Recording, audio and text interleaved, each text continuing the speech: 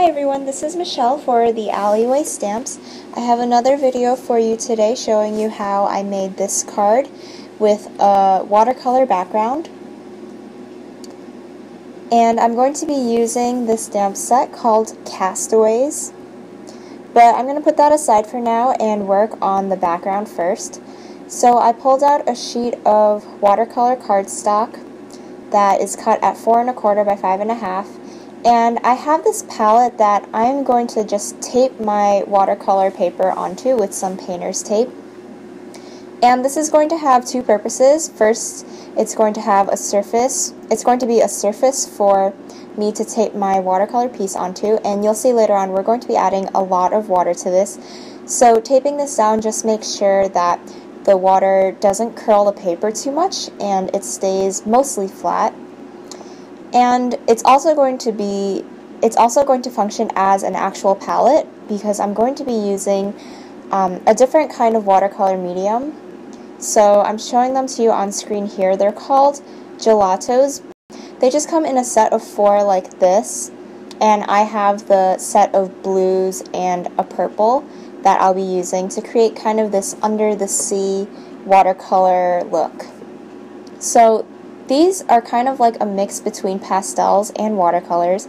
So what I'm doing is just smearing them down onto my palette, and you'll see they look a lot like crayons or pastels there. And I'm just going to quickly wipe down my entire watercolor piece with just plain water. And I'm going to mix some water into each color and place it down onto the wet watercolor paper, and you'll see that it spreads instantly because I have that water there first. This just helps the colors blend really easily so that you kind of get a soft effect. If you want harsher divisions between the colors, you can just add this to a dry paper, but I think this looks a little bit more like water just to have it flow, have all the colors flow into each other. So when I'm done adding the colors the way I like it, I just quickly wiped down the edges to soak up any extra water, and then I wiped my palette clean with a baby wipe. And I'm going to put that aside to dry while we work on the rest of the card. So I took out this circle cutter by Martha Stewart, and I'm taping down a piece of white cardstock, and I'm going to be cutting a bunch of circles. And I'm just going to take my stamp set out and quickly measure the general size of some of the stamps I think I'm going to be using and cutting out circles that they'll fit onto. And while I do this, after I've cut out a circle, I'm also going to cut out some concentric rings, which I'll show you later on. These are just going to be bases for some of my stamped images, and the rings are going to just be other design elements on the card. So here you'll see I have all my circles cut out. So I'm going to pull out some stamps and fit them onto the circles that they work best on.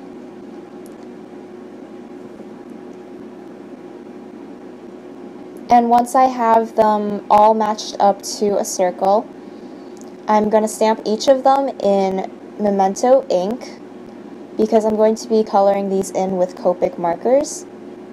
So I'll just quickly do that.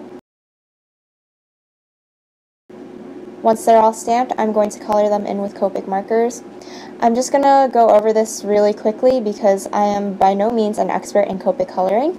If you want to check out some of the cards done by other members of our design team, they are really awesome at coloring, but I'm just doing whatever works for me, and I also use slightly different techniques for my coloring, and this is because I have a very limited number of Copic markers. I probably only have about a dozen markers, so I just have to make it work for me to make all my colors blend because sometimes I don't have all the right colors in the color family. So you can use whatever kind of media you want to color these in, color pencils, watercolors, or anything like that.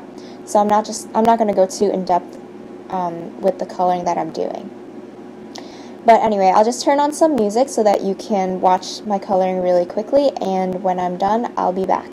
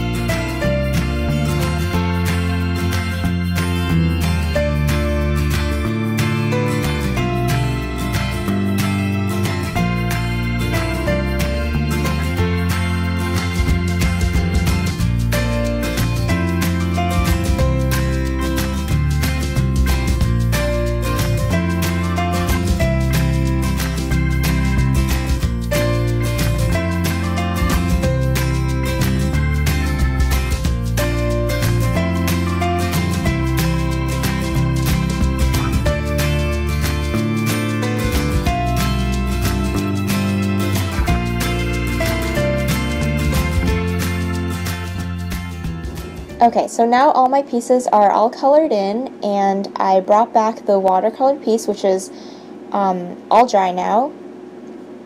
And if this is still curled up, you can just place it under some heavy books for a little bit and it'll flatten right out. And I'm just trimming the edges, the white edges that were left from the tape that I put down earlier, so that this will be slightly smaller than my card base. And I'm just playing around with the placement of all my stamped images and the rings, just to see how I think it'll go, but you'll see later on I actually changed this. And I'm going to take the sentiment that says, "You blow my mind," and I think this is really cute with the little blowfish, which I think I'm going to make the focus of this card. So I just stamped that and cut a little pennant onto the side. And once that's done, I wanted a piece to go behind this to kind of frame it, because it was blending in too much with all the other white pieces I have here. So I couldn't find a nice shade of blue cardstock that I wanted, so I just went ahead and took a scrap of cardstock from the same strip that I cut and colored it in with my blue Copic marker. And this just gives the perfect shade of blue that I'm looking for without having to have the cardstock. And since I just had the markers on hand, this was really easy to do. And I'm following the pennant shape and cutting a mat around that. And once that's done, I popped it on some foam squares, but didn't take the backing off so I could still move it around. And I ended up doing the same thing with the blowfish. I had an extra die cut circle, which was the perfect size to go around the circle piece of blowfish, so I just colored that in also with my blue marker so that that has a mat as well to match the sentiment. And this just makes the blowfish stick out from the other stamped images, because, as I said, I wanted to make this the focus of my card since it matches with the sentiment. And everything was just loose and floating around, so I decided to glue down just a couple of the pieces. I'm using my liquid matte adhesive, and I'm just using a piece of scrap cardstock and spreading it on the back of my circle rings and placing those down so that they can stay put while I organize the rest of my card. And at this point I actually decided to completely change the orientation of my card, because I didn't like how the sentiment and blowfish were organized. They were I wanted to put them right next to each other so that it would be clear they went together. So I turned this on the horizontal and I rearranged it so that the pennant was coming out of the blowfish shape. And I think this is a little bit more cohesive and makes it easier to understand that the sentiment goes with that image. So I'm just reorganizing everything the way I like it. And once that's done, I'm going to adhere everything down with my tape runner, except for the blowfish piece and the sentiment, which I have on foam squares.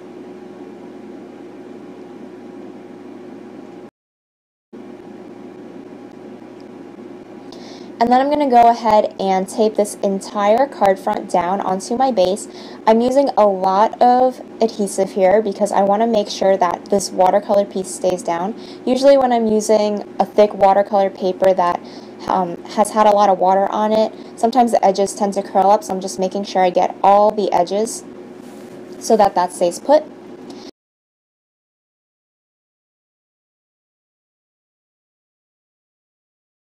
And next I brought out this Color Shine Mist from Heidi Swapp, which is just a really nice mint green color. I didn't really use any greens in my watercolor background, but I just brought this color in anyway because I thought it would still look nice with the blues. I just tested it on my scrap piece of cardstock to make sure I liked the shade. And then I ended up covering up my image just to make sure I didn't get mist all over it, and I just flicked a little bit onto my card to create some accents. And I think they kind of look like bubbles, which is really cool to go with the theme. And after that, my card was finished. Here you can see the complete watercolor effect, which I think came out really well with the gelatos that I use.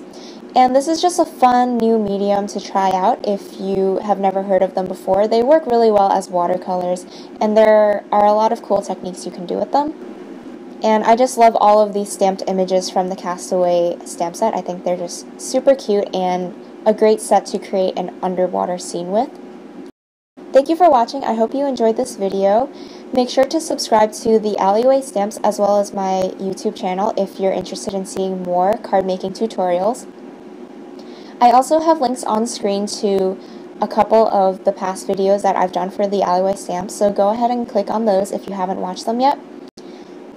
Thank you so much for watching, and I'll see you again next time.